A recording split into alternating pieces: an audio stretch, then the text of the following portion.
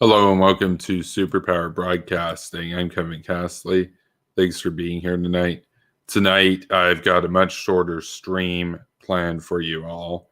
Now, this is a bit of a follow up to the one that I did last night. So, if you were here in the chat last night, or if you got a chance to see the stream earlier today, you would have recalled that Finnegan Kurt showed up in the chat and was arguing about the efficacy of the Iraq War and what he termed the mismanagement of the Iraq War.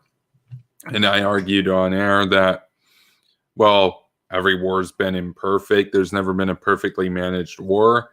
Jay was here for part of that stream, the War Kettle, so you can go and be sure to subscribe to him. He does similar content to me. He actually has about 10 times the subscribers, though, which is pretty cool. He's been doing this a lot longer as well on YouTube. But the thing was, Finnegan wanted to come on basically not for a debate, but to explain his view. And of course, if I'm going to have these kinds of people on, we're going to have a debate. Their views are going to be challenged. And so I said to Finnegan, essentially, you can message me over on Twitter and we can set up a debate sometime in the new year. And we talked a little bit over on Twitter, and it was, it was cordial, but turns out he's far too busy to arrange a formal debate. So it doesn't look like that's going to be happening. However, I didn't want to just let the subject go. I did want to drive home the point here, just on a shorter stream, about how, there's never been a perfectly managed war in the history of warfare, ever. And there's a meme of the war between the British Empire and Zanzibar that lasted 45 minutes and resulted in the total victory of the British Empire. Even that resulted in a casualty on the British side. So even that wasn't perfectly managed. I mean, what would be a perfectly managed war? It would be a war in which all the conditions were met for victory. It was total victory. There were no losses on your side, 100% losses on their side. The enemy's capacity to wage war was completely destroyed. And the terms of the surrender were unequivocal and total and complete. And there was no hesitation. It was all conducted perfectly. No friendly fire, nothing. Just 100% perfectly executed war. From the White House to the particular squads on the ground. That's never happened in the history of the world. And so that's why I say it either comes from a place of disingenuousness or it comes from a place of ignorance when people claim that it was mismanagement. Now, in the case of Finnegan, I'm going to say I really don't think he's thought about it that well. And he did say at one point that, I've made a good and consistent case about universal democracy in the past, that other cultures also have a right to democracy instead of just the West and Israel and whatnot. So I think it would have been an interesting discussion, but because that debate isn't going to be happening now, I did want to come on here tonight and just simply state, anytime anyone ever tries to tell you that any particular war that the United States has conducted or any Western ally has conducted, that it was mismanaged and therefore it shouldn't have happened. When Saddam Hussein's regime tried to manage things properly from the perspective of the regime, they did a fine job. I mean, even Christopher Hitchens, he talks about how Saddam was really a genius when it came to mass murder. They managed the terror and the purges very well. So, but the war effort to rid the regime from the world, that was mismanaged. Who cares? At the end of the day, victory was accomplished. Iraq was liberated. It could have gone better. Finnegan and I both agree that the war in Iraq should have happened far earlier in the 1990s. That would have been preferable. But it doesn't mean then that you say, oh, well, the mismanagement meant that the war shouldn't have happened, or you could have used different ways to legitimize the war or give different reasons to go in. It literally doesn't matter. The war happened, victory was accomplished, Saddam's dead, and Iraq is liberated.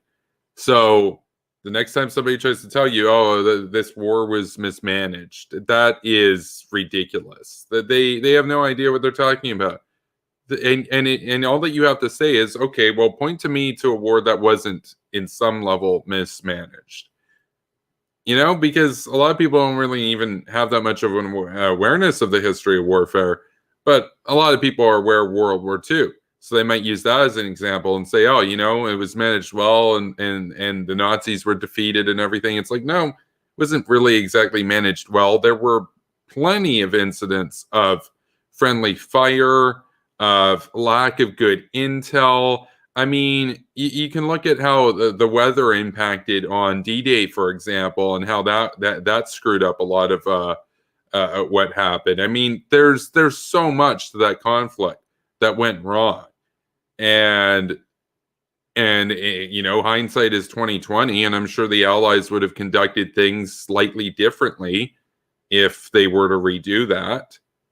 But that's not how the real world works. So one big aspect of warfare is information asymmetry. The enemy isn't just going to tell you their plans and their positions.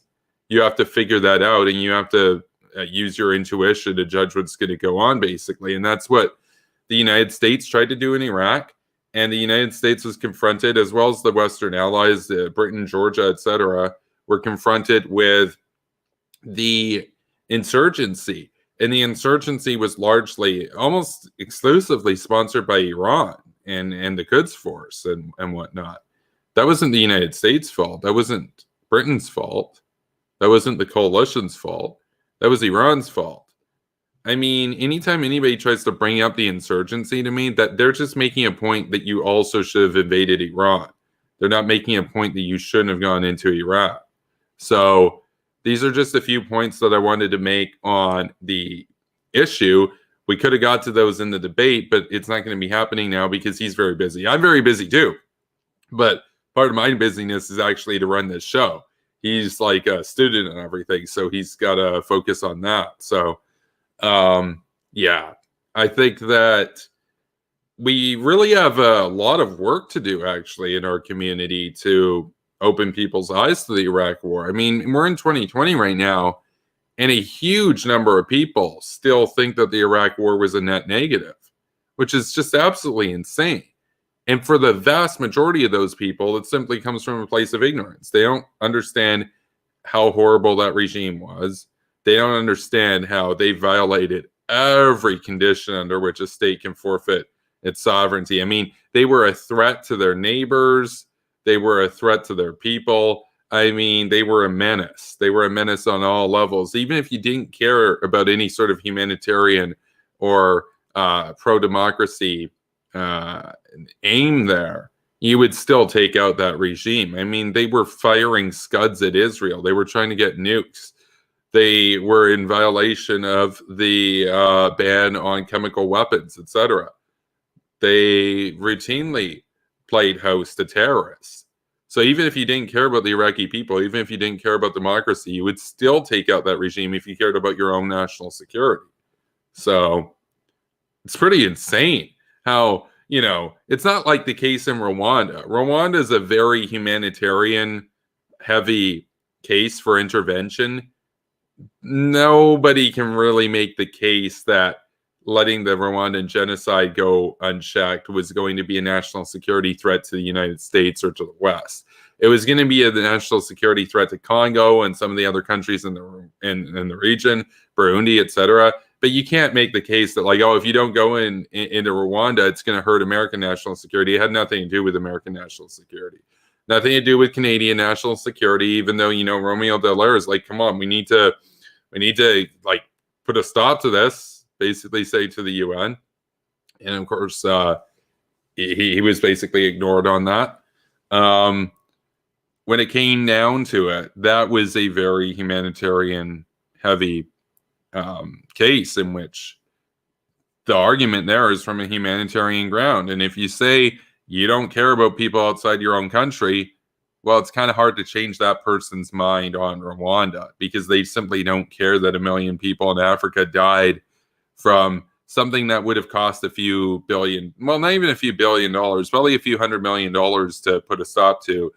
And you might not have even really suffered any casualties on your side because they had very primitive equipment, mostly machetes and whatnot on the other side. At a minimum, or I should say at a maximum, you're looking at dozens of fatalities on the Allied side in that case to save 1 million lives. It's a pretty good ratio. That's a pretty good ratio as far as warfare goes. But those people that would oppose it and say, I don't care about humanitarianism, those people, you're not going to change their mind with the national security argument because there really isn't one there. They would be opposed to it because they simply don't care about the lives of Rwandans. But in the case of Iraq, even if you didn't care about the lives of Iraqis, you just didn't care at all if they were under a dictatorship or whatnot, you would still take out that regime because there's the national security argument there. They were a threat to Israel, top ally, threat to U.S. bases in the region. They played host to terrorists. They were in violation of the NPT, the Non-Proliferation Treaty. They were in violation of the ban on chemical weapons. So all that constitutes a threat to your security and your allies' security. So even if you're somebody who doesn't care about democracy or humanitarianism, you'd still support the Iraq war.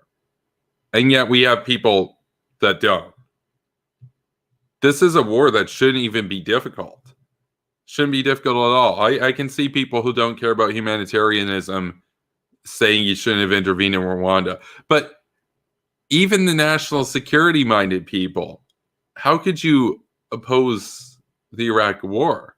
I mean, you'd have to be so full of yourself and so deluded and so unaware of the rest of the world and so ignorant of the rest of the world that you really don't understand that anything exists outside of your own country's borders. That's embarrassing. And of course, the irony there is if you watch those late night, quote unquote, comedy hosts back in that era, and occasionally these days too, because George W. Bush and Dick Cheney live rent-free in their heads still, they still talk about the war. They would have accused the Americans that did support the war, and they did accuse them of this, of not even knowing where Iraq was on a map, being dum-dums, being rednecks, being like working class, being dirty, all this kind of stuff. You know, that's what the coastal elites laughed at and whatnot. And that's what people like Stephen Colbert, Jon Stewart, Bill Maher, all those folks, they would always say, oh, these Americans that supported the Iraq war, they're so ignorant of geography and everything, and they can't even find countries on a map and whatnot. It's like, at least they know right from wrong. At least they know a threat from not a threat. At least they understand a menace when they see it. Even if you can't find, I don't know, like I remember they went through and be like, oh, where's Pakistan on a map? And like some of these Bush supporters would be like, they couldn't find it. And it's like, okay, but what percentage of these like coastal elites would be able to find that? Maybe a little bit higher, but the point is they don't know right from wrong. They don't understand a threat when they see it. So what does it matter that they know their geography if they're against the Iraq war? I don't care. I'd rather you not know where any country is on the map, but understand that Saddam needs to be taken out than know some stupid geography games. It's kind of like saying like, oh, you support the Iraq war? Well, can you spell anti-disestablishmentarianism right now on camera? And if you can't, we're all just going to laugh at you in like Jon Stewart's studio, bro. And you're like, okay, but like, how is this relevant? It's the same with the geography thing. How is it relevant? Morality doesn't have any sort of relation to geography. There's universal truth and there's universal evil, etc. I mean, how can you defend Saddam Hussein because Bush man bad, neocon man bad? Basically, that's what it is. Republican man bad. Because he wasn't the orange man. It wasn't Trump. It was Bush. So anyway, we got Chris here tonight. Welcome, Chris. Yeah, that's all Hawks. He says, why aren't you on cam? Because I'm super busy and this is a really short stream. We're actually going to wrap it up in a couple minutes. And where's Reese? Reese got an invite, but we're going to wrap it up in a couple minutes. So he's probably not going to come on tonight. That's all Hawks says. They also like to gaslight. Like, I know it's in the Middle East, but if you just point at a country that's in the Middle East, and it turns out to be somewhere else, they say this gotcha crap. Yeah, they did the same thing with Sarah Palin. They always like to laugh at people that have better morals than they do, but they might not have like the academic lingo that they do. Like, I know these types of people. They think that because they can spell words and they've like memorized the thesaurus and they know where countries are on a map, that means that they're like an expert on this stuff, and that their say is more important than, say, a rural voter who supported George W. Bush. Yeah, it's really ridiculous. It's really ridiculous because Dylan Burns tried to give me this treatment too. He tried to say, I have no experience in foreign policy. He has experience in foreign policy. He worked for Mike Gravel. Therefore, his opinion is more important and more informed than my opinion because I'm just a guy in a suit running my mouth on politics. And I'm like, I'm listening to this. I'm like, okay, but I have a degree in IR. He doesn't. He worked for Mike Gravel. That alone is negative points on understanding foreign policy and international relations. Mike Gravel is a simp for Bashar the Butcher in Syria. He's a simp for Vladimir Putin in Russia. He's a simp for Winnie the Flu in China. He's a simp for Kim Jong-un in North Korea. He doesn't want to do anything about these people. He doesn't want to do anything about any of them. Iran's about to get nukes. And Mike Gravel doesn't want to do anything about it because we're bad. Let's just wait for them to get nukes and start the war, bro. Because then we're not starting the war. It's embarrassingly bad. But Dylan Burns thinks he knows more because he was one of the heads of Mike Gravel's campaign. And I'm like, I trust somebody who doesn't even know what international relations means on international relations over somebody who's worked for Mike Gravel. And I'm not even making that up. Like, seriously, if you pointed to like the dumbest person in, I guess, like the rural sort of area or whatever, because that's what they always like to dunk on, like rural Montana, rural Alabama, etc. And they had never heard of Iraq before. But you told them what Saddam Hussein did. And then you told them that, you know, he was trying to get nukes and stuff. Or you tell them what Iran's trying to do and what they've done, executing 1,500 people recently and getting close to nukes and that how they're going to get nukes very soon. Even a total clueless person on the issues would probably be better because they're not going to be poisoned by the hippie, lefty, anti-war sort of rhetoric. They'd probably be like, oh, maybe we should do something about that. They might not, you know, have the best phraseology. They might not be very PC about it. They might say something like, oh, well, we should kick their ass or something. That they're still going to come to a better conclusion than like Dylan Burns with his international relations experience, you know, as being a foreign policy advisor to Mike Gravel. Because that's what this goes back to at the end of the day. I know we're getting off topic from the topic of the stream tonight, but morals matter more than having random trivia on your side. Oh, you know, random trivia. It's like, I know who played this particular concert in like 1982 at this stadium, bro. Do you? It's like, no, but how is that relevant to taking out Saddam Hussein? And then there's these people out there, the Colbert fans, the Trevor Noah fans. But he was drunk, bro. Yeah, that Trevor Noah, pathetic. The Jon Stewart fans. Who else am I missing? Kyle Kalinske fans, etc. These types of people who they'll laugh at and talk down to people that they see as being less educated from them, than them, I should say, because they don't necessarily know objective from subjective case, versions of who versus whom, pronouns like that. They might mix up pronouns in speech. They might use that when they mean who. They might use who when they mean whom, that kind of thing. And therefore, the champagne socialists and whatnot will look down on them with their self-righteous vanity, right? And say, oh, these people are clueless. They voted for George W. Bush. They support the Iraq War. And it's like, no, they know right from wrong better than these people, better than these elitist pricks ever did. They understand a threat when they see it. And at the end of the day, it doesn't matter that you know who from whom and that from who if you are correct in assessing the situation with the Saddam regime and saying, yeah, you're either with us or you're with the terrorists. There's an axis of evil, and George W. Bush is a lion who's going to go in and vanquish the forces of darkness. Because all these educated pricks, they don't understand that. They'll say, oh, but it's their culture, bro. It's their culture, bro. They're meant to be ruled by thugs and despots because, like, they're brown, bro. And like, what place is it of ours to tell them any different? And you're being an Orientalist if you said anything otherwise. And then they'll go and cite Edward Said's on Orientalism or some esoteric bullcrap like that, or Noam Chomsky, the snoring and boring chump, They'll go and cite him.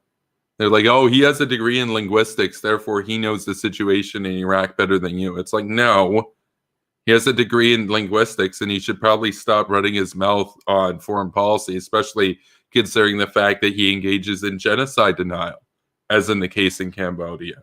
So screw Noam Chomsky. So absolutely, these people they're actually filthy. I mean, they'll look clean, they'll dress clean, but they're moral filth. So that's what I'm talking about here. And it's ironic because they look down on those who supported the Iraq War as dirty, because people who tended to support the Iraq War tended to have more blue-collar jobs. It's like those people know right from wrong. Those people are not, what would you say, blind to the threats in the world. And they were right to support George W. Bush. And for any of these types of pricks to try to tell me, oh, but it wasn't managed perfectly.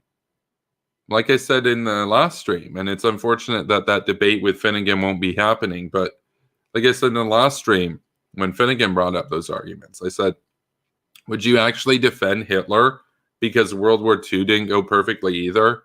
And there was friendly fire on the Allied side, and there were unanticipated instances of hitting the wrong target, etc., collateral damage, whatnot. Would you say the whole war effort was a write-off and we should just let Hitler take over the world, bro? No, you wouldn't say that. So why would we give Saddam Hussein a pass?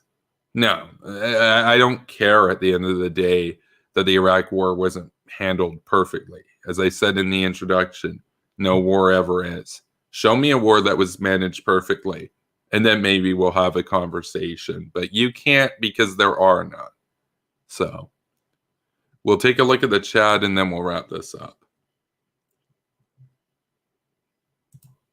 That's all Hawks says. Jon Stewart being better than Trevor Noah doesn't make Jon Stewart less of an a-hole. Yeah, I know. He also says, did you happen to see that Claire Voltaire doxing scandal? What? No, I didn't. Who doxed her? Somebody hacked and leaked, including her real name. Whoa. Well, that sucks. I hate doxers. Doxers can burn in hell, man. Like, I've literally blocked people for trying to dox people that I don't like.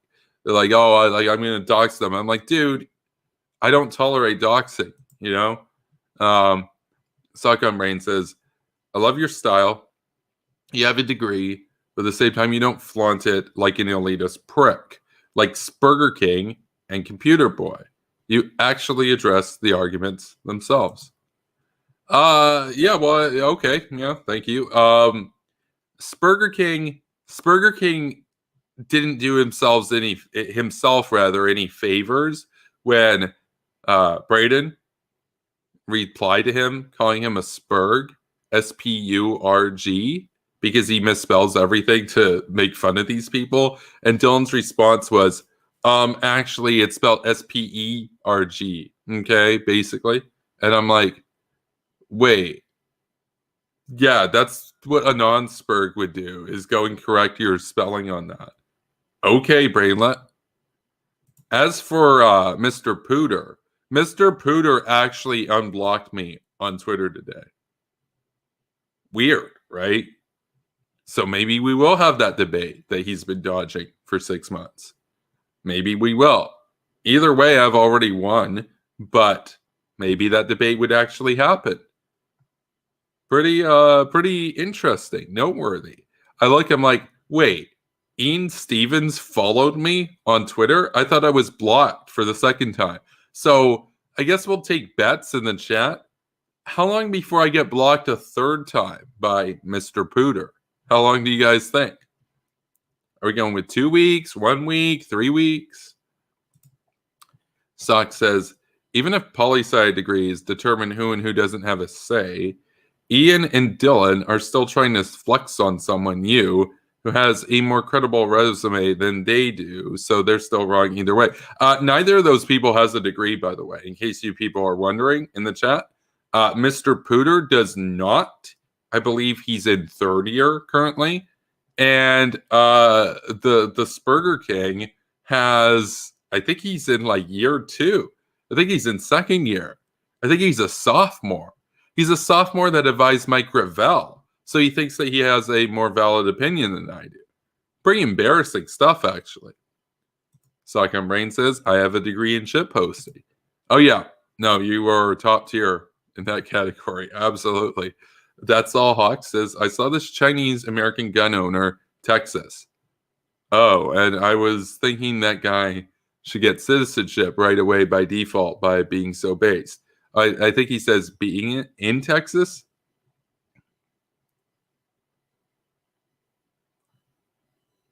Wait, does he have U.S. citizenship?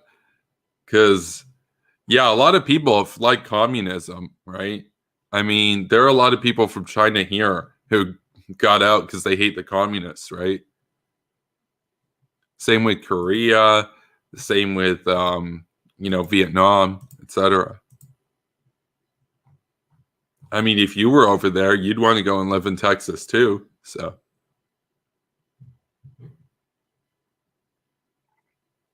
but yeah, I'm gonna wrap this up.